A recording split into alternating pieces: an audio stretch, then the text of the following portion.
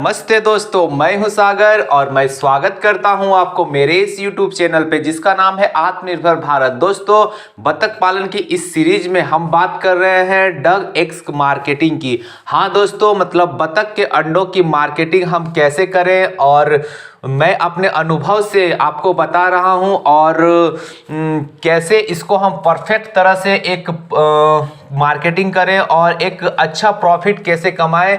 तो दोस्तों, इस वीडियो के माध्यम से मैं उन लोगों को बताना चाहता हूं मार्केटिंग जो कि डक फार्मिंग को बड़े स्तर पे करना चाहते हैं, मतलब 1000, 2000 या फिर 5000 डक से स्टार्ट करके डक फार्मिंग करना चाहते हैं। हाँ दोस्तों, एक बड़े स्तर पे अगर हम डक फार्मिंग करें तो हमको एग्स मार्केटिंग कैसे करनी है, कहाँ पे करनी है, इस वीडियो के माध्यम से मैं आपको पूरे डिटेल क्लियर कर देता हूं। तो चलिए इस वीडियो को शुरू करते हैं।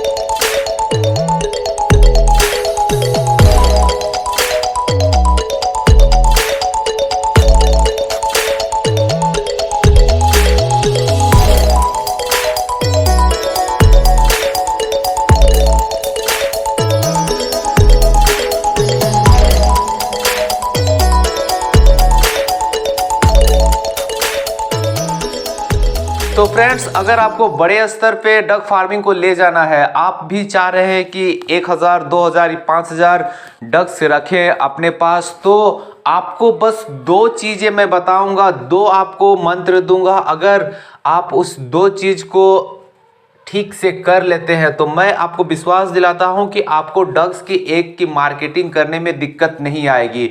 तो दोस्तों चलिए उस दो बातें क्या है मैं आपको बताता हूं। तो सबसे पहला बात है कि इसमें मेंटेन करना है आपको क्वालिटी और क्वांटिटी, मतलब आपको क्वालिटी बढ़िया रखना है और क्वांटिटी बढ़िया रखना है, तो ही आप अपने जो डक्स के एग का मार्केटिंग आसानी से कर पाइएगा और आपको एक अच्छा वैल्यू मिलेगा एग्स का। तो हाँ दोस्तों, मतलब कैसे हम क्वालिटी और क्वांटिटी को मेंटेन करें, चलिए मैं पूरा डिटेल में आपको बताता हूं।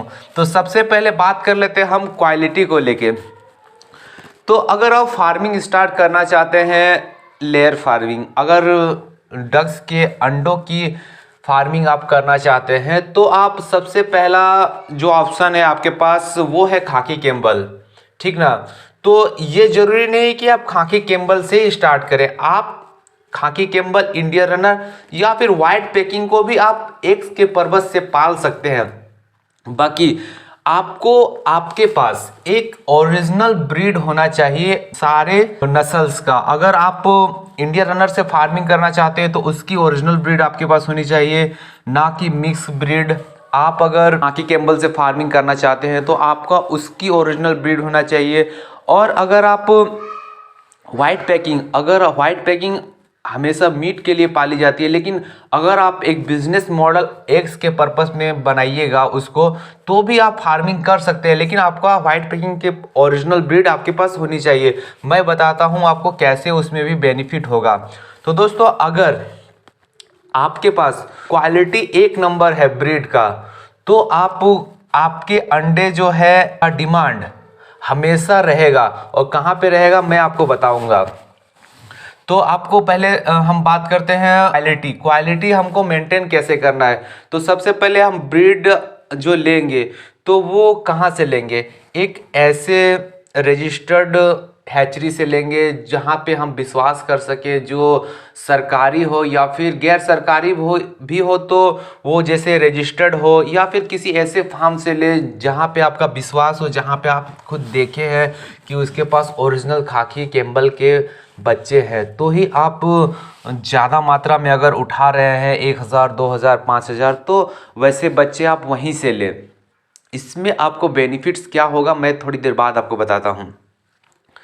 इसके बाद आपको क्वालिटी को मेंटेन करने के लिए आपको क्या करना पड़ेगा कि फीडिंग अच्छा रखना पड़ेगा, क्योंकि आप लेयर फार्मिंग में मैं हमेशा कहता हूं कि फीडिंग बहुत मस्ट है।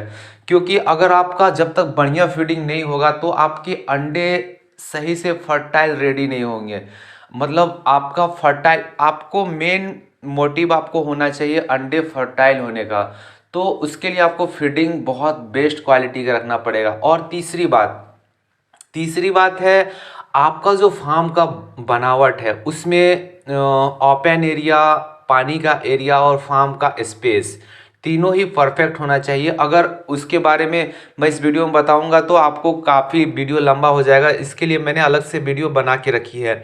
लेकिन आपका फार्म का बनावट और फीडिंग, मतलब बच्चों का नस्ल, मतलब जो आप खरीद रहे हैं ब्रीड, वो आपका परफेक्ट होना चाहिए, एक नंबर होना चाहिए और बढ़िया होना चाहिए। अगर ये क्वालिटी आप मेंटेन कर लिए तो आपके बच्चे किसी भी हैचरी वाले, आजकल जैसे बहुत सारे किसान डक फार्मिंग से जुड़ रहे हैं, वैसे बहुत से लॉकबंदी के बाद बहुत से कॉर्पोरेट जगत के भी बहुत ऐसे बिजनेसमैन हैं जिसके पास जो ज़्यादा पैसे वाले हैं वो डक फार्मिंग नहीं करना चाह रहे हैं, लेकिन वो बहुत बड़ी बड़ी हैचरी लगा रहे हैं।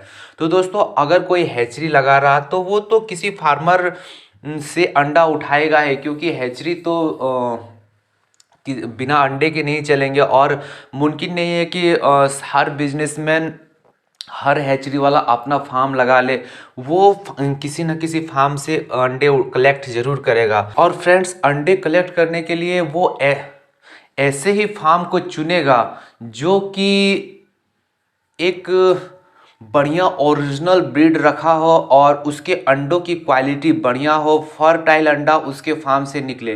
क्योंकि दोस्तों, अगर किसी हैचरी वाला अगर आपके पास अंडा उठाता है, सपोज दैट एक बार आपसे उठा लिया, उसके यहाँ रिजल्ट अच्छा नहीं आया, मतलब आपके अंडे से चूजे सही से रेडी नहीं हुए, तो दूसरी बार वो आपके फार्म से अंडे उठाने में हिचकिचाएगा। तो इसलिए मैं बोलता हूँ कि अगर आप क्वालिटी एक नंबर रखिएगा, अपने फार्म का बनावट अच्छा रखिएगा, तो आपका जाहिर सी बात है कि अभी ऑल ओवर इंडिया में ट्रांसपोर्ट अवेलेबल है।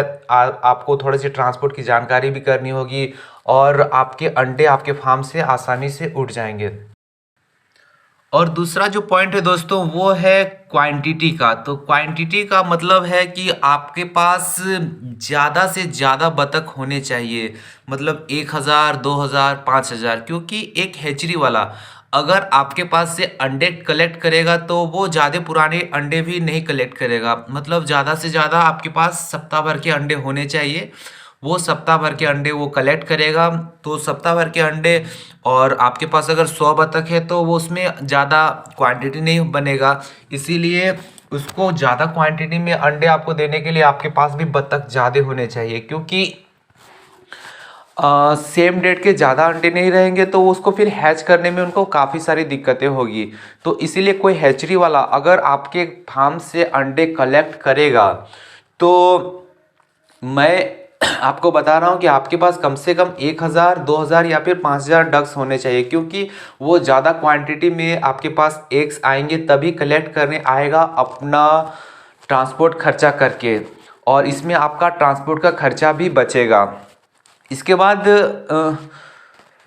एक और अहम बात है कि जो नर और मादा का रेशियो है वो भी आपको परफेक्ट पता होना चाहिए। एक हैचिंग पर्पस के लिए अगर आप फार्म में बतख का पाल रहे हैं तो आपको 4:1, मतलब 4 पे 1, 4 मादा पे 1 नर आपको रखना पड़ेगा। सपोज दैट आप 800 मादा रखे हैं तो उसमें आपको 200 नर रखना पड़ेगा। इस तरह का रेशियो आपको मिनिमम मेंटेन करना पड़ेगा।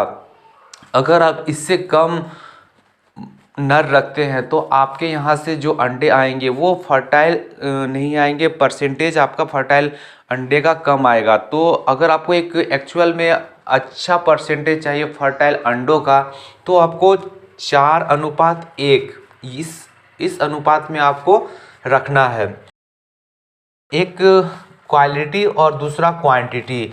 तो क्वालिटी में हम ब्रीड को अच्छा चुनेंगे, फीडिंग अच्छा रखेंगे और अपना फार्म का जो डिज़ाइन है पानी का, ओपन एरिया का और फार्म का, वो अच्छा रखेंगे। और क्वांटिटी में आपको ज़्यादा संख्या में बतख पालनी है और नर और मादा का रेशियो को आपको ठीक से रखना है, तो आपके अंडे फर्टाइल आएंगे। और अंडे फर्टाइल आने का मतलब ही है कि अगर कोई भी हैचरी वाला है तो वो आपके यहाँ से अंडे आसानी से उठा लेगा, आसानी से कलेक्ट कर लेगा।